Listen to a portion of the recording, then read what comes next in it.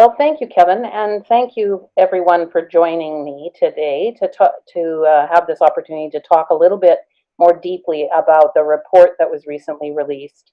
As you can see, the title of the report is on the screen, and Kevin's done a really good job of providing a very brief overview of what the purpose was. In the next few minutes, I'm going to go over the report in a very broad way and then try and hone in on some of the key features that I think you'll find of interest. So I want to begin, though, with a territorial acknowledgement. I want to acknowledge my status as a settler and a colonizer who gratefully lives in the traditional unceded territories of the Malahat and Cowichan peoples of Vancouver Island. And I found in my role as a lead educator, it's an important point to engage with my own learning about the traditional peoples and territories in which I'm a part of in my living lives and my work life. And I hope you'll take a moment to reflect on the traditional territories you live and work on this morning before we get started.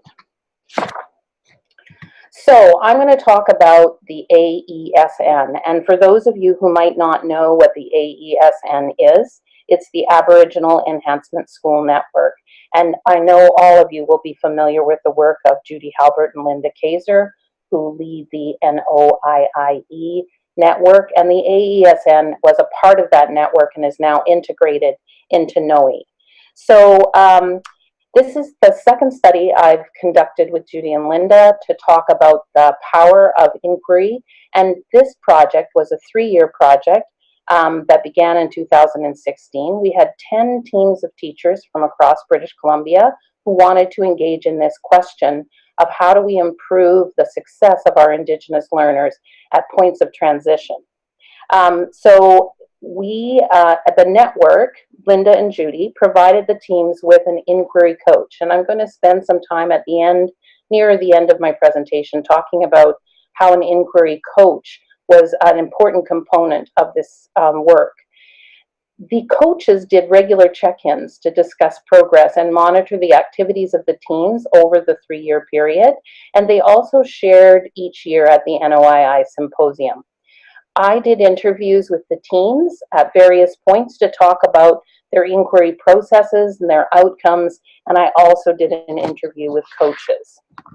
So there were 10 teams from across the province. As you can see, there are a wide array of small, medium, and large school districts in different parts of the province. And some of these districts had high levels of Indigenous populations, but others much less.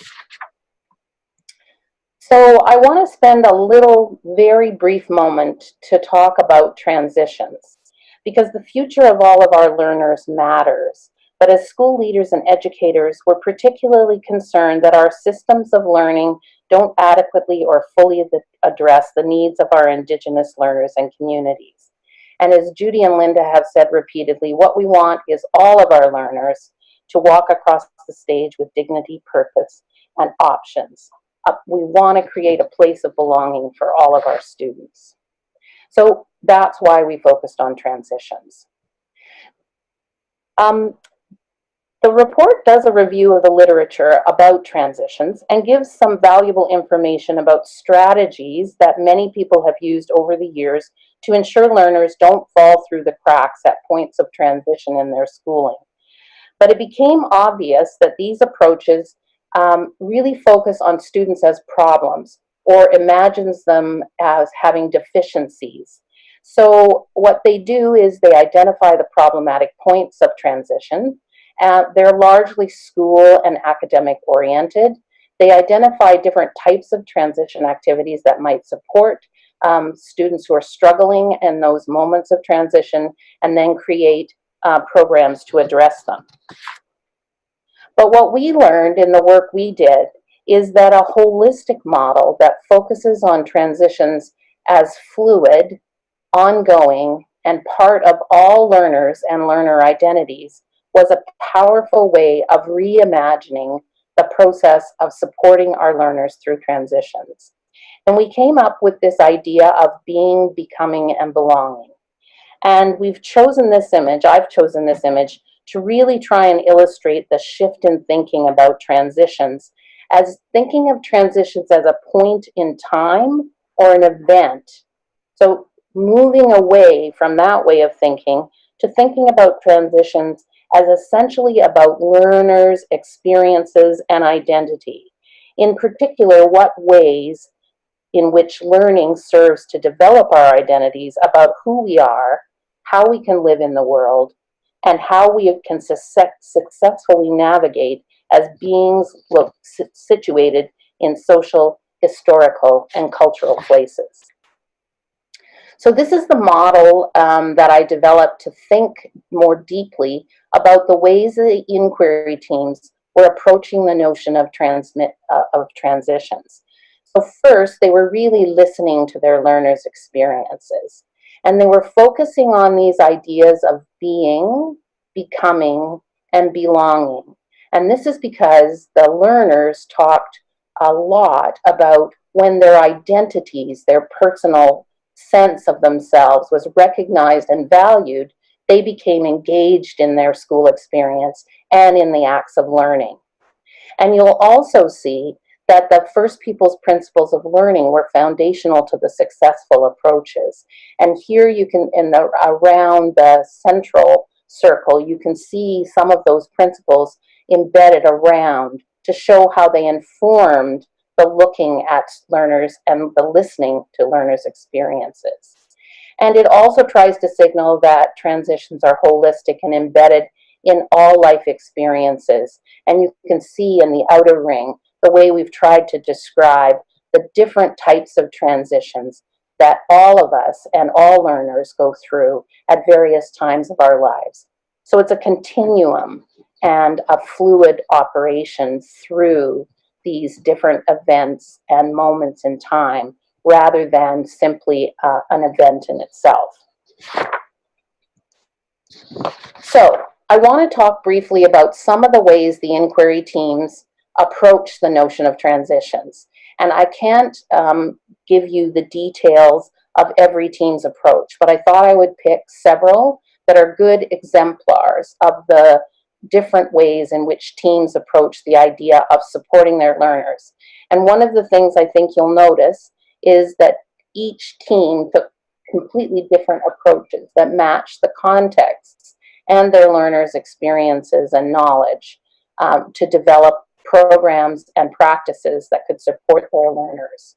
So we're going to look at some land-based programs. I've got two examples from two school districts, and land-based programs was an important feature of many of the approaches taken.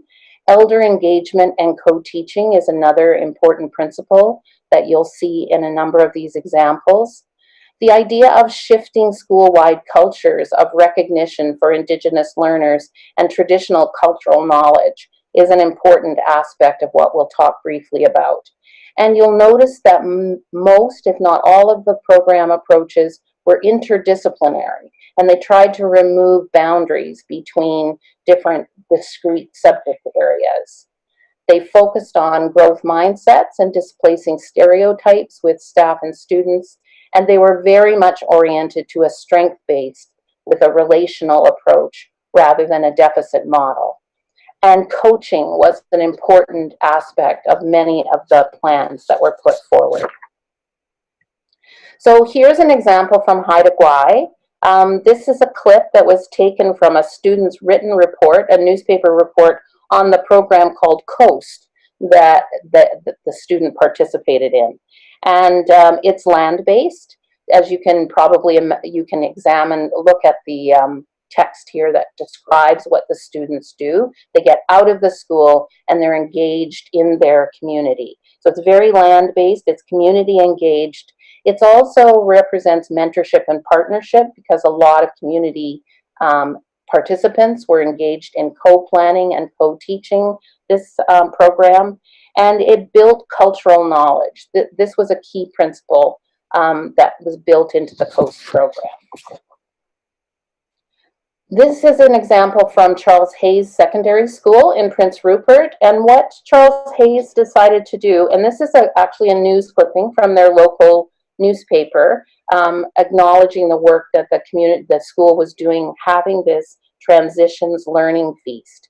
And the Learning Feast has become an important event that leads to many year-long activities in Charles Hayes Secondary School. So a lot of year-long prep. And on the right-hand side of your screen, you'll see something I clipped off Twitter to show some of these students getting ready for the feast. And they're doing they're creating a talking stick that they're going to use in a Indigenous symposium.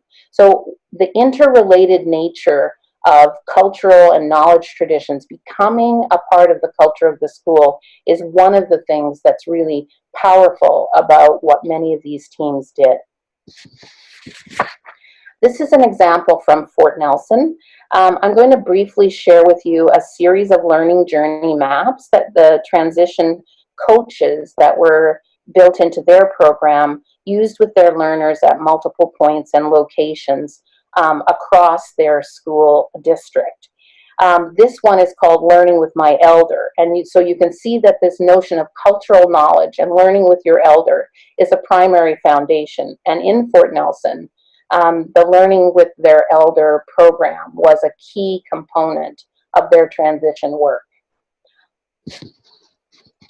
Here's a couple of other examples of different maps that the coaches used with individuals to help frame their journey for success. And they're varied to capture different aspects of planning for their success. One on the left, you can see it's a long journey towards graduation, and then there were individual grade by grade game plans as well. So the goal was to continuously model what success looked like and felt like for each learner. This is Bolinas Secondary School, and I selected this school because I think it's important how much the visual welcoming of Indigenous cultures makes a difference to school settings. This is a school that acknowledged that they didn't have a large number of Indigenous students in their community, and that they didn't know very much about the Qualicum peoples who have been the traditional knowledge holders and cultural knowledge keepers in the central Vancouver Island area. So they did their own learning and then created these artifacts that became not just symbols of what exists in the community, but were used for teaching. So for example, the paddles that you see in the screen here were used to teach students in the welcoming and exiting points of the school year, and there were mini lessons for students across the school about the meanings of the cultural traditions as well as the visual symbols. So visually and structurally, this school has created roots grounded in First Peoples ways of knowing and being. And in this example, we have Seaton Secondary, and they had a program they called EPIC. And their program really challenged the design of the typical semester. EPIC is really a unique program because students get to stay with the same teacher and classmates for every day of an entire semester. So they build bonds and relationships. And you'll be able to note from the photographs here, which is taken from the EPIC website, you can see the link at the bottom, both Indigenous and non-Indigenous students really value this opportunity of building both their understanding and cultural knowledge, and that elders, teachers, and students, and post-secondary. So this project pays attention as well to transitions into the post-secondary setting. So it's a unique program in that way. So what I'm trying to illustrate with those examples is there's been some deep shifts in the thinking and challenging the way we've always done things in schools. And the shift has moved from this idea of everything having discrete function and operating independently to thinking about learning in a much more holistic way and really being focused on students' success. So teachers, in a model where things shift from this discrete function to holistic function, that teachers become mentors, guides, and coaches who are responding to the diverse needs of the learners. And the idea of holistic and fluid structures is a way of capturing the diversity of ways that schools chose to respond to the different needs of their Indigenous learners. Relationships drive the shared work and stories of success and challenges that are shared as a way of illustrating impacts. And teams took the time to really reflect on what was working or wasn't, and why, and challenging stereotypical beliefs or practices that were creating barriers for Indigenous student success. So I want to briefly also talk about what else we've learned, what else we learned from the teams in doing the interviews and an in-depth dive into looking at their processes of inquiry. And there are 10 brief points I want to make. So I want to start by saying the first point is about this idea of roots. And it reminds us to stay connected with Indigenous communities. Knowledge holders and elders have valuable knowledge that can and will provide us with advice, stories, perspective, and wise words to keep us grounded in this work and its purposes. This, of course, is a core principle of the First Peoples Principles of Learning. And we saw that the teams were doing this on an ongoing basis. The second point is about relationships. Relationships matter and matter probably the most. Learning is dependent upon building relationships. If you remember no other point from my presentation today, I hope this is your biggest takeaway. Relationship building between learners and leaders and teachers, or teachers and community members, is the first, middle, and last step we must take in our inquiry work in addressing issues of transition. We grow and thrive in transition with one another.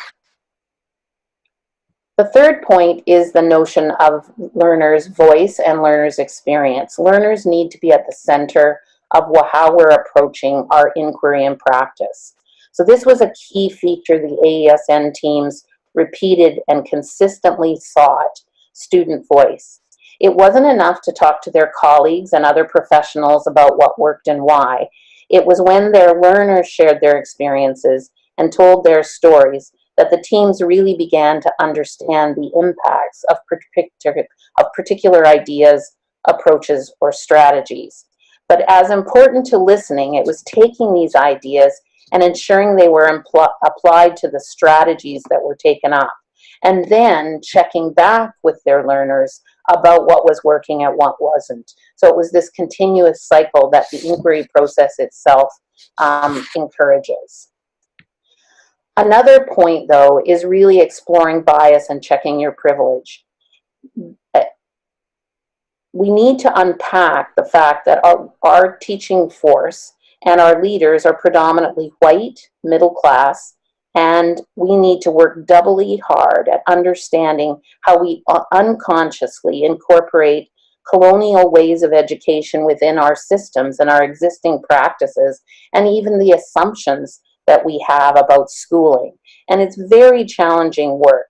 And we have Indigenous colleagues who are working with us on this, but we need to make a professional commitment, those of us who are non-Indigenous educators, to really set goals to decolonize ourselves, our teaching practices and beliefs as a part of our daily lives. And then from time to time, we check in with our Indigenous colleagues and community members and coaches to see how we're doing. We also think it's important to take right-sized actions. We saw that our AESN teams were quite prepared to take risks. They suggested approaches and activities that really challenged the norms and standard ways of thinking about the educational system. It was when they were able to frame that risk through the potential payoff lens that others became willing to also support a new measure. These are what we call right-sized actions. It's an important observation here is what is a right-sized action in one setting might look or feel different in another. We also repeatedly saw that in the work of the teams, they worked to bring other teachers, support workers, principals, and community members into their work. One of the most powerful ways that transition practices spread across the school or a region was building the approach into other subject areas or places that students worked or played in.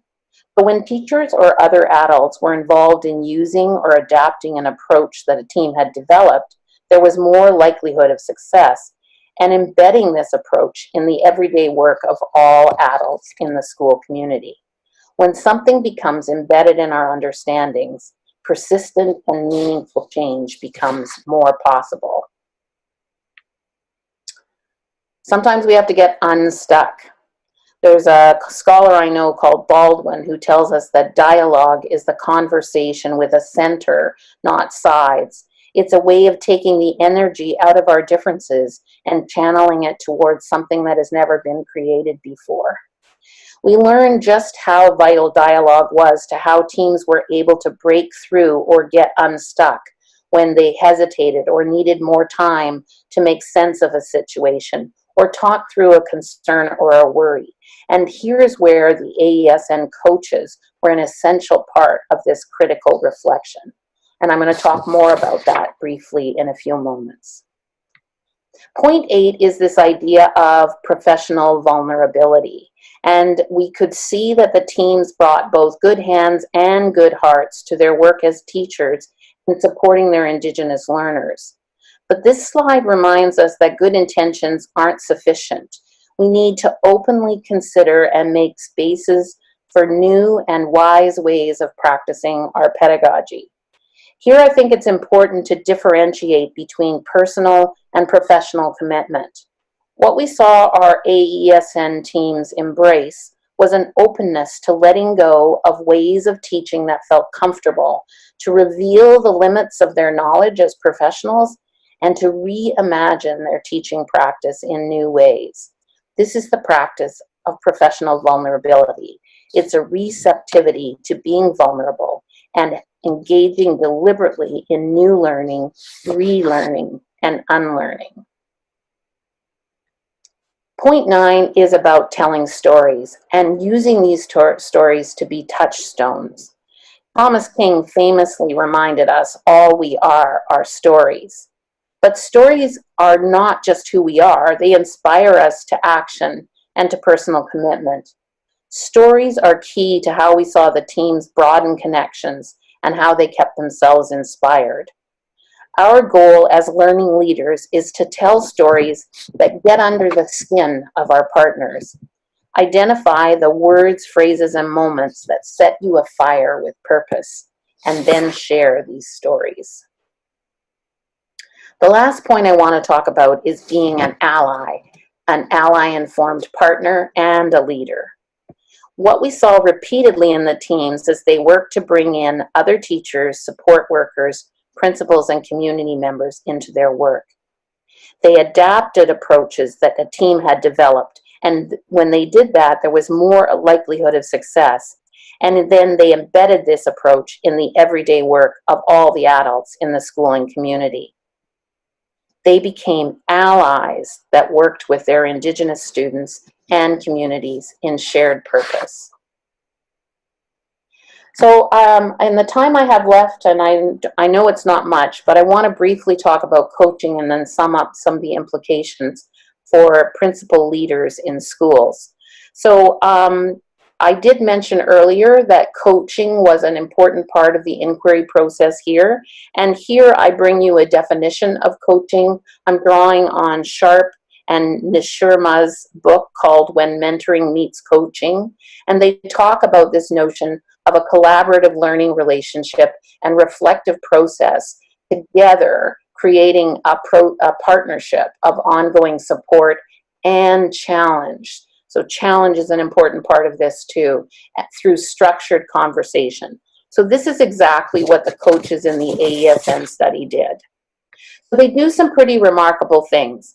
In talking with the coaches, these are some of the things that they identified as their practices that assisted the teams. So they found pivot points in an inquiry, a place where the team was struggling to answer a question or had a concern or had a question that they wanted to pursue. So they helped them find those pivot points that move the inquiry forward. They actually held spaces open for ideas that could be returned to or grow over time. So they became kind of a collective memory for the group so that they could come back to those key ideas. They also shared and conveyed stories that illustrated the collective learning. So they were a narrator of the inquiry experience and helped the team to see the work they were doing longitudinally over time, and that really affected their ability to see themselves making changes that were making a difference for their learners. And it obviously kept their teams dynamically engaged and attentive to their inquiry work. So who were these coaches? Well, there were 4 of them, and they were really critical friends and allies who profoundly describe themselves as learners. That's how they see themselves, and that's how they work with others. They were intimately aware of the inquiry cycle as well. So they were helpful in that regard because sometimes the teams weren't as familiar. They are part of our known learning community. So they were very familiar with classroom, schools, and district systems, and that helped them to help their teams navigate. And they were also pattern and theme finders.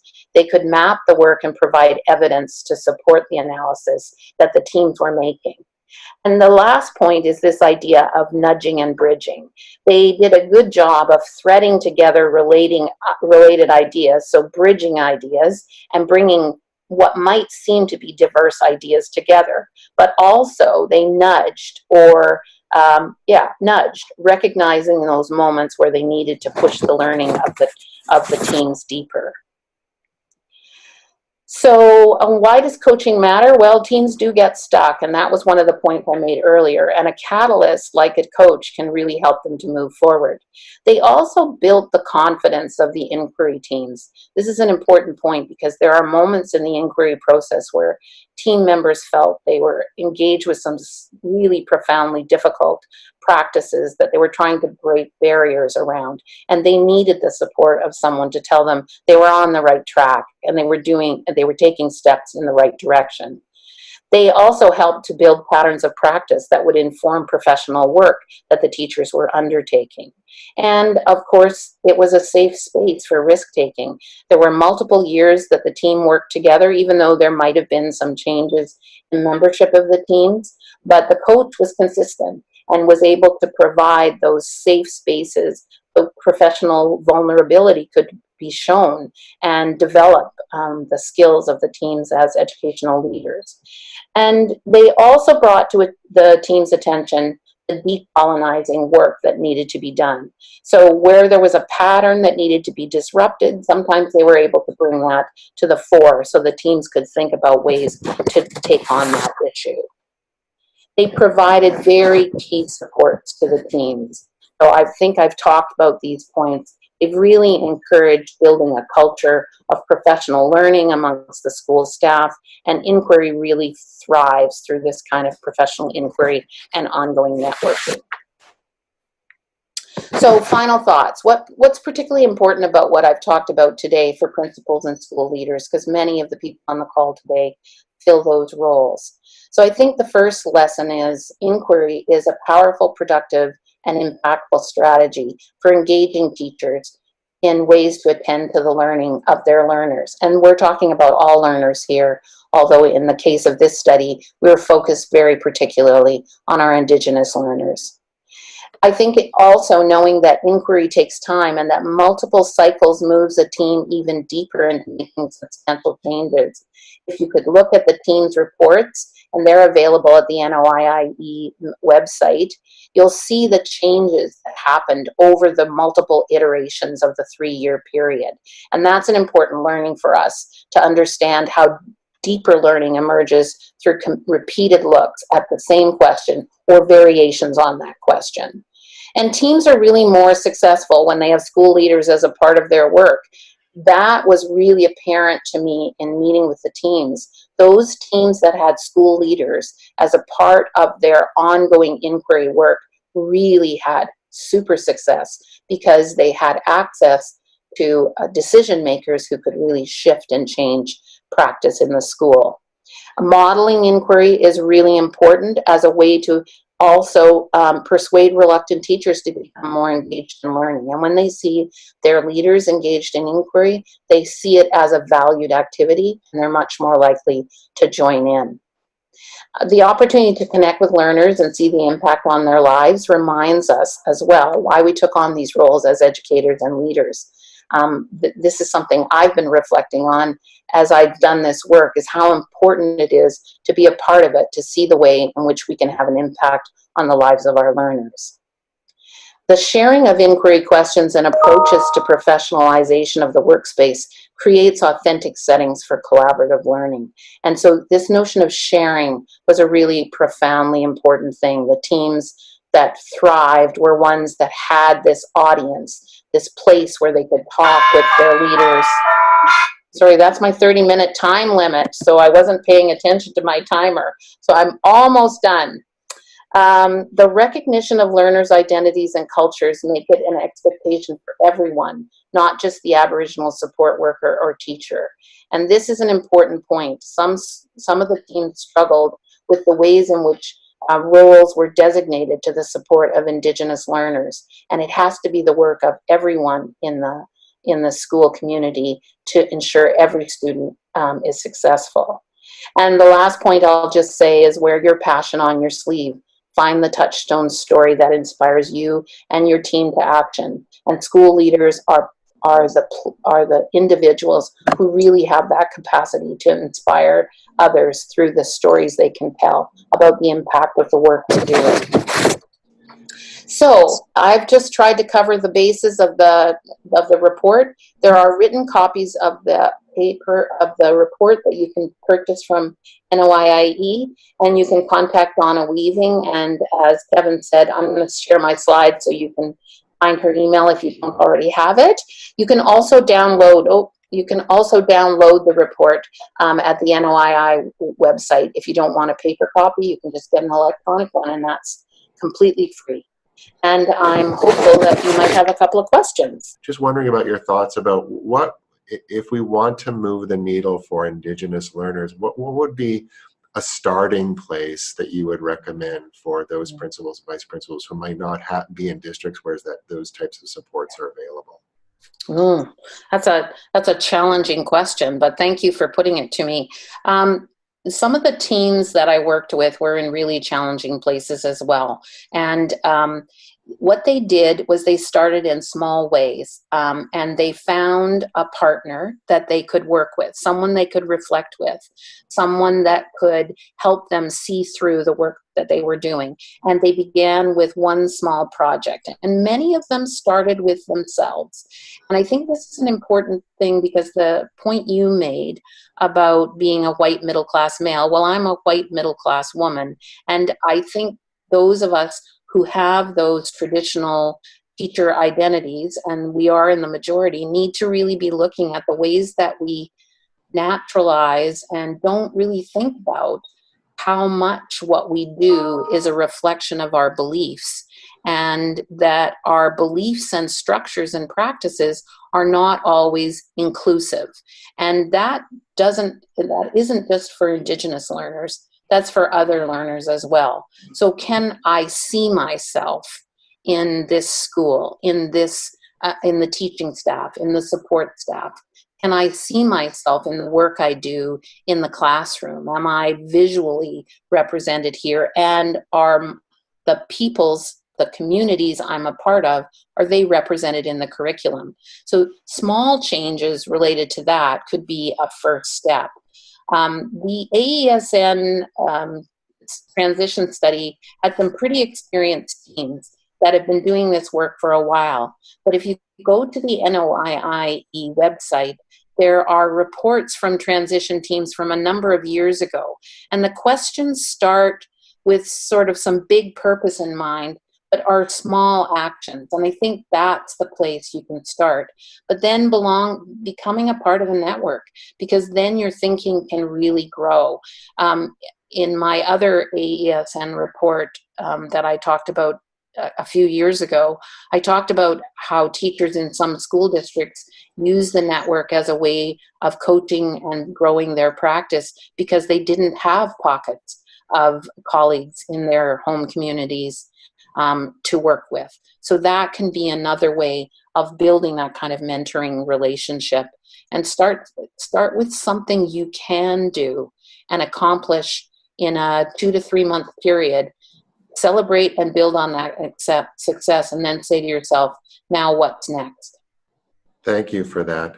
Something else I'm curious about. So I loved your analogy about data and the storytelling, that important aspect of data. So I'm curious, because it's something that principals and vice principals are always asked of by their districts to be able to demonstrate, so that they're moving the needle for all students in their schools. But were there,